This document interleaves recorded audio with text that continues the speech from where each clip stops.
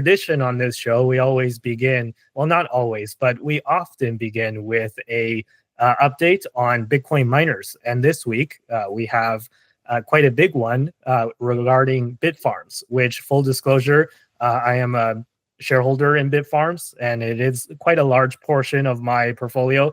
And I believe the same applies to you, Tristan. So we are a little bit biased here, but anyways, I think a lot of you guys are, if you're watching this show, are Bitfarms shareholders as well. So you'll be happy to hear this update. So what is this update? Well, first of all, it was announced earlier in the week that Bitfarms and Riot came to an agreement.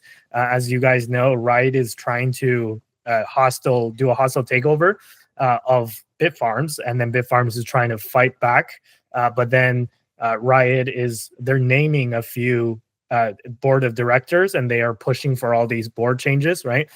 So that's been sort of a dispute that's been ongoing, and arguably is one of the things that's been weighing down the stock, right? So if you are a Bitfarms shareholder, you'll notice that it is slightly lagging behind a lot of the other miners, and I know people have expressed some frustration on that front. But you'll be happy to know that this week it was announced that they came to an agreement where they managed to find a person that they both were okay with to add to the board. So that's one more board change that has now happened. And then I think Riot also wanted to get rid of some of the people that were the original co-founders of Bitfarms, because Riot didn't like them for whatever reason.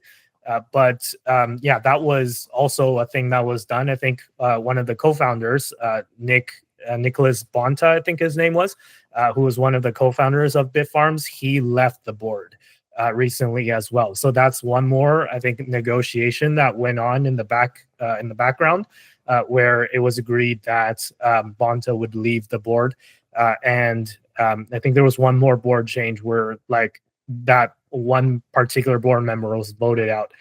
But anyways, there has been a lot of board changes, and there is one more board member that Riot wants to add. So it was initially reported that they canceled the special meeting. That turned out to be untrue. They just delayed it. So the special meeting where they will vote on the one remaining board member that Riot wants to add will still happen, but it's been delayed till I think like late November is when it's scheduled to go forward. So that's the first piece of news.